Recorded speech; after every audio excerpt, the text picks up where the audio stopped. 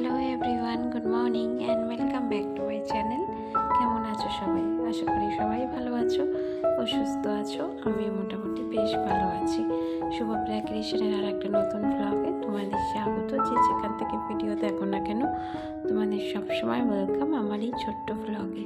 বন্ধুরা, পুরো ব্লগ জুড়ে থাকার অনুরোধ রইল। আই হোপ আজকের ব্লগটা তোমাদের ভালো লাগবে।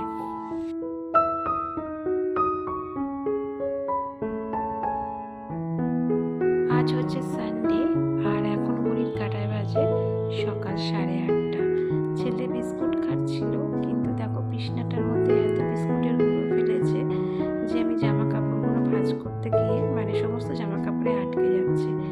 আর ওর আজকের শরীরটা একটু খারাপ, গলা খুবই ব্যথা, তাই জন্য দেখো গলার মধ্যে একটা ওড়না কাপড় জড়িয়ে রেখেছি। এটা আমার ওড়নাই, এটা ওর গলার মধ্যে পেঁচিয়ে রেখেছি যাতে গলাটা একটু গরম থাকে। তো দেখো বারবার শুয়ে পড়ছে, কারণ শরীরটা অসুস্থ, তো তাই খেলাধুলোরও মন নেই, পড়তে বসারও মন নেই। আর সামনে 2 দিন পর পরীক্ষা।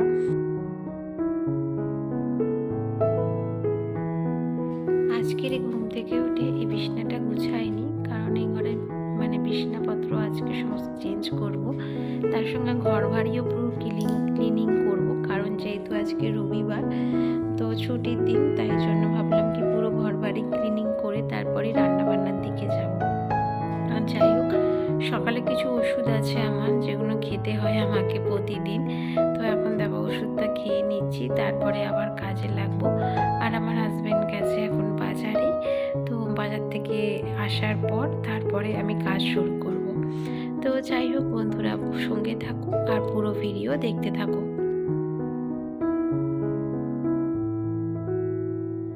আর আজকের সকালে আমি জলখাবার বানাইনি, ও বাজারে গেছিলো, তো পাউরুটি এনেছে আর তার সঙ্গে বোঁদে। এই হচ্ছে আজকের আমাদের সকালের ব্রেকফাস্ট।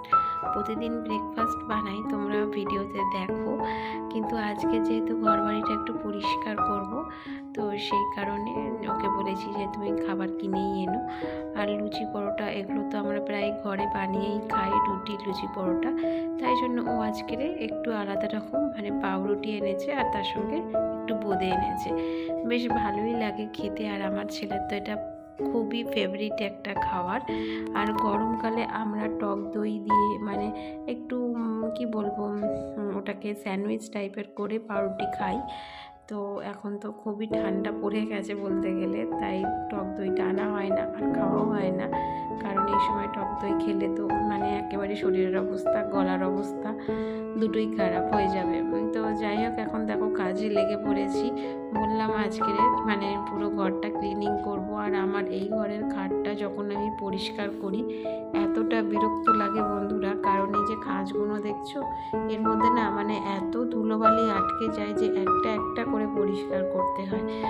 দেখতে তো ভালো লাগে, শৌখিন জিনিস কার না দেখতে ভালো লাগে, কিন্তু এগুলো পরিষ্কার করতে গেলে ভীষণ মাথা গরম হয়ে যায়।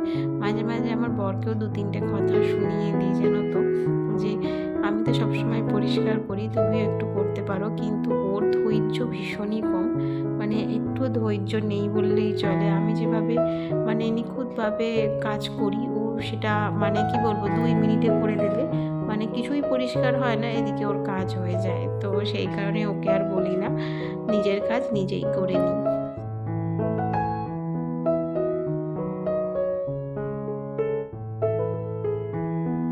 আজকে সকাল থেকে এত ঠান্ডা লাগছে যে আমি নাইটি ছেড়ে আজকের আমি চুড়িদার পরেই কুর্তি পরে কাজ করছি, কারণ নাইটিতে না ভীষণ ঠান্ডা লাগে। সেটা কি বলবো, এখন থেকেই আমি উপভোগ করছি, নাইটিতে ভীষণ ঠান্ডা লাগে। বিশেষ করে শীতকালটার কথা বলছি, আমি কিন্তু গরমের সময় সারাক্ষণ নাইটি পরে ভিডিও বানাই, তোমরা দেখো, কিন্তু আজকের আমাকে চুড়িদার পরতেই হলো, কারণ বাইরে না ভীষণ ঠান্ডা আর তার সঙ্গে খুব হাওয়াও চলছে। সত্যি শীতটা এবার চলেই এলো, কিন্তু বিশ্বাস করো আমি এখনো পর্যন্ত একটাও লেপ, কম্বল, কাঁথা কিছুই ব্যাগ করিনি।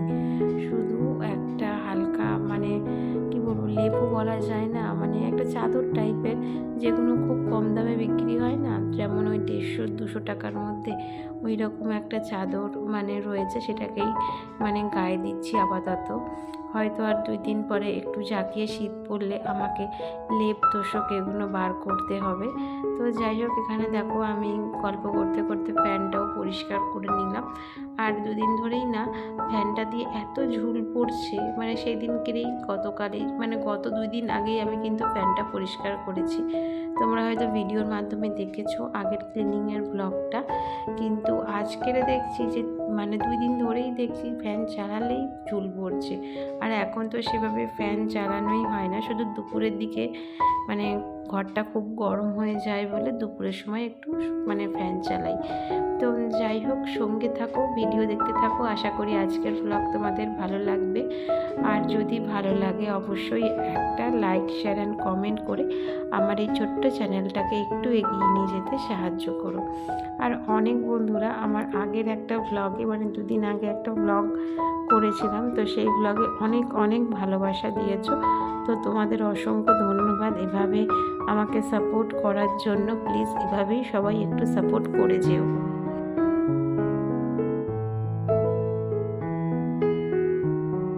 অনেক মানুষের অনেক কথা শুনতে হয়, তারপরে কিন্তু আমি ব্লগিং করি, মানে কথা শুনেও আমি ব্লগিং করি।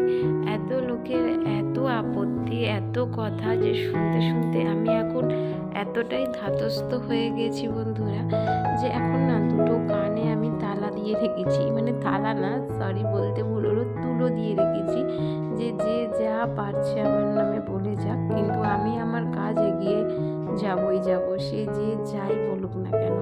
কারণ কি বলতো, আমি যে মানুষটার সঙ্গে থাকি সে হচ্ছে একদম আমার কাছে দেবতা, মানে ওর জন্যই কিন্তু আমি ব্লগিং করি, ভিডিও করি। তার সঙ্গে আমি একটা প্রফেশনাল মেকআপ আর্টিস্ট। হ্যাঁ, আমি অনেক ধরনেরই কাজ করি, যেগুলো আমি সব কিছু সোশ্যাল মিডিয়ায় আনি না, শুধু ব্লগিংটাই যা তোমরা দেখো। এছাড়া অনেক ধরনের কাজই যেগুলো আমি টুকটাক করে থাকি। তো বাইরে, বিশেষ করে বেশিরভাগ কাজই আমার বাইরে থাকে, তো সেগুলো কখনো তোমাদের সঙ্গে শেয়ার করি না। আমি চেষ্টা করবো এবার থেকে একটু একটু করে শেয়ার করার। তোমরা যদি এইভাবে আমাকে ভালোবাসা দিয়ে যাও, আমি চেষ্টা করব তোমাদের সাথেও আমার সমস্ত কিছুটা শেয়ার করার।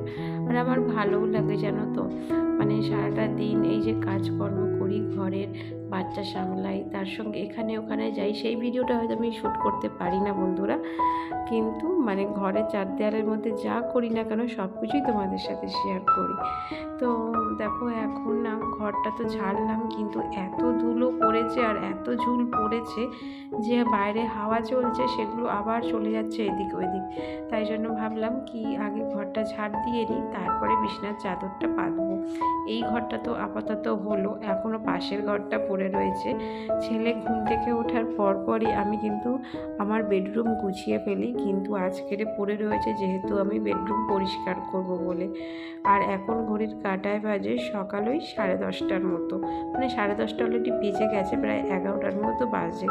তো রান্না খাওয়া আজকের কখন হবে আমি জানি না, হয়তো আজকের আমার 3টে, 3:30ও বেজে দিতে পারে। আর আজকের আমার মাথা মানে কাপড় চোপড় কেচে আবার মাথাও ঘষতে হবে, মানে কি বলবো, একেবারে মানে 4টে ধরে রাখবো আজকের আমার ভাত খেতে লাগবে। তো যাই হোক, ওইদিকে ঘরটা ঝাড় দিয়ে এখন দেখো বেড কভারটা পেতে দিচ্ছি।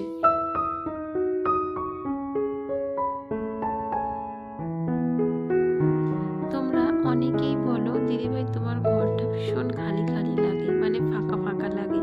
হ্যাঁ গো, ফাঁকা ফাঁকা ঘর আমার কিন্তু ভীষণ পছন্দের, মানে ঘরের মধ্যে 1-4টি ফার্নিচার, তার সঙ্গে জামা কাপড়, এইগুলো না আমার বেশি পছন্দ নয়। তাই জন্য আমি চেষ্টা করি আমার ঘরকে সব সময় নিট অ্যান্ড ক্লিন রাখতে এবং ফাঁকা রাখতে, যাতে আমার পরিষ্কার পরিচ্ছন্ন করতে কষ্ট না হয়, আর তার সঙ্গে মানে দেখতেও ভালো লাগে।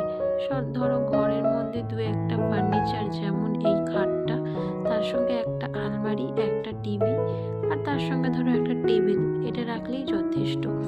আর আমার ঘরটা যেহেতু অনেকটাই বড়, তাই এখানে 3টে ফার্নিচার রয়েছে, তোমরা দেখতে পাচ্ছ।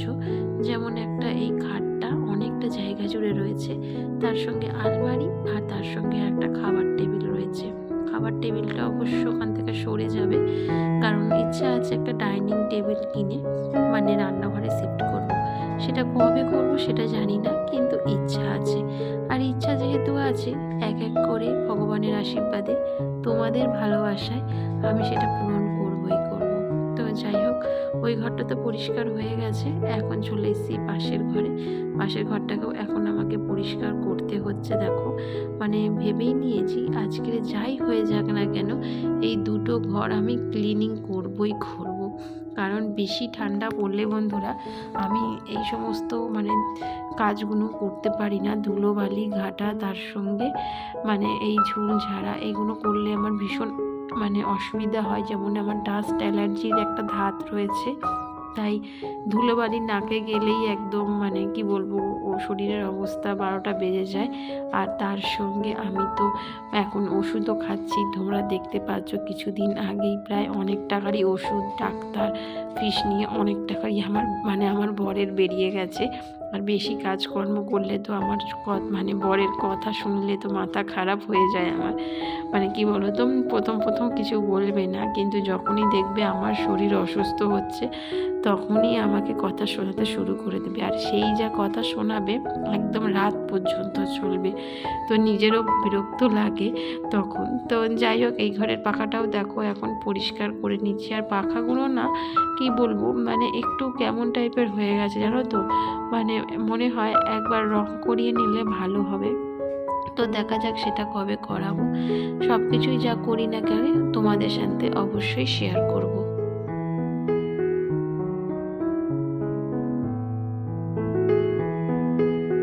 অনেক বন্ধুরা কমেন্ট করে বলো যে তোমার একই ধরনের ভিডিও ভালো লাগে না।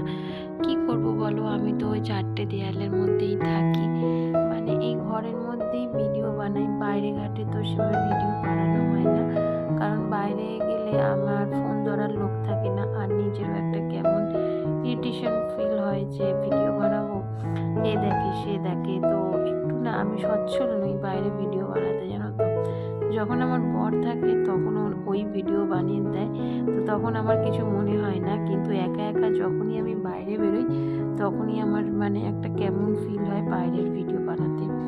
তো সেই কারণে বাইরের ভিডিও বানানো হয় না। ঘরে যা টুকিটাকি কাজকর্ম করি, ক্লিনিংয়ের কাজ করি, কাপড় চোপড় কাচি, যাই রান্নাবান্না করি, সব কিছুই তোমাদের সাথে শেয়ার করি। আর এটা নিয়েই হচ্ছে আমার ব্লগিং। আর ব্লগিং মানেই হচ্ছে আমি ডেলি যা কাজকর্ম করি, যে ডেলি আমার যা রুটিন, সেটাই তোমাদের সাথে শেয়ার করা। তো যাই হোক, এইদিকে দেখো এখন খাটটাও পরিষ্কার করে নিচ্ছি।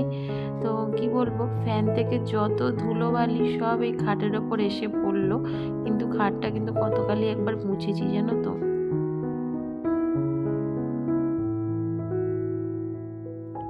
বন্ধুরা, আজকের ভিডিওটা হয়তো একটু বড়, প্লিজ তোমরা একটু ধৈর্য সহকারে পুরো ভিডিওটা দেখো।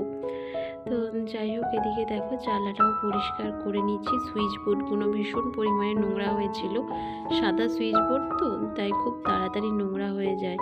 আর আজকে ভাবছিলাম যে এসিটাও ক্লিনিং করব, কিন্তু আমার বর বললো যে তোমাকে এসিতে হাত দিতে হবে না, কারণ এসি মানে আমাদের বছরে 2বার করে আসে এসি সার্ভিসিং করতে। কিছুদিন পরই হয়তো এই এসিটা সার্ভিসিং করতে আসবে, তাই জন্য বললো যে এসি হাত দিতে হবে না, এসি মানে লোক এসেই পরিষ্কার করবে। তো যাই হোক, কিছুটা একটু কমলো, কিন্তু কি বলতো, ফ্যান চালালেই সমস্ত মানে এসির মধ্যে যে ওপরে যে ধুলোবালিগুলো পড়ে থাকে, ফ্যান চালালেই সব ঘরে হয়ে যায়। আর না জানি কেন আমার ঘরটা এত ধুলোবালি হয়, মানে জানলা খুললেই বা রাস্তা দিয়ে এত ধুলোবালি উড়ে ঘরের মধ্যে আসে, ড্রেসিং টেবিল থেকে শুরু করে সমস্ত কিছু নোংরা হয়ে যায়। তো চলো, অনেক তো মোছামুছি হলো, এখন দেখো চলে এসেছি রান্নাঘরে। দেখলাম বাজার থেকে ও মাংস এনেছে, আর তার সঙ্গে এনেছে চিংড়ি মাছ। ভাবলাম আগে মাংসটা রান্না করে নিই, কারণ অনেকটা বেলা হয়েছে, ছেলেরও খিদে পেয়ে যাবে। আসলে অনেক সকাল সকালই তো টিফিন করেছি, দেখলেই তো। আর এখন ঘড়ির কাঁটায় বাজে ওই 12:30টার মতো। সমস্ত কাজ সেরে রান্নাঘরে আস্তে আস্তে প্রায় 12:30টা বেজেই গেল। তার সঙ্গে তো রয়েছে কাটাকুটি, আবার রান্না। বললামই তো, আজকের আমার ভাত খেতে বাজবে প্রায় বিকেল 4টে, সন্ধ্যের মুখোমুখ হয়ে যাবে। তো যাই হোক, এদিকে দেখো মাংসটা আমি কষিয়ে নিচ্ছি, আর এটা কাঁচা লঙ্কার তরকারি। আর দেখো কেমন একটা কালার এসছে কালচিটে টাইপের। কিন্তু তোমরা হয়তো ভেবো না যে আমি হয়তো মাংস পুড়িয়ে দিচ্ছি বা পেঁয়াজ পুড়িয়ে দিয়েছি বলে এরকম কালার এসছে, তা কিন্তু নয় বন্ধুরা। আমি কিন্তু কন্টিনিউ নেড়ে যাচ্ছি, নাড়ার ফলে এইরকম একটা কালার এসছে। আর এটা কিন্তু কাঁচা লঙ্কা, কোনো রকম গুঁড়ো লঙ্কায় ব্যবহার করা নেই। আর এই যে দেখো গরম জল করে একটু মাংসটায় দিয়ে দিলাম, বেশি জল দেব না, কারণ মাংসে বেশি জল দিলে মাংসের একটা কি বলবো জলসা টাইপের একটু মানে লাগে। তো চলো সঙ্গে থাকো, ভিডিও দেখতে থাকো। আর এই যে দেখো মাংস টাংস হয়ে যেতে এখন আমি ওর চিংড়ি মাছটা বসিয়ে দেব। মানে চিংড়ি মাছ আমি খাই না, কিন্তু ওর জন্য আমি করে দিই, কারণ আমি খাই না বলে যে ওকে করে দেব না সেটা না। আমার বরের কিন্তু চিংড়ি মাছ খুব একটা ফেভারিট, মানে খুবই ফেভারিট একটা খাবার, কিন্তু আমার জন্য ওর খাওয়া হয় না। তো বন্ধুরা আজকের ভিডিও এখানেই শেষ করলাম, আবার দেখা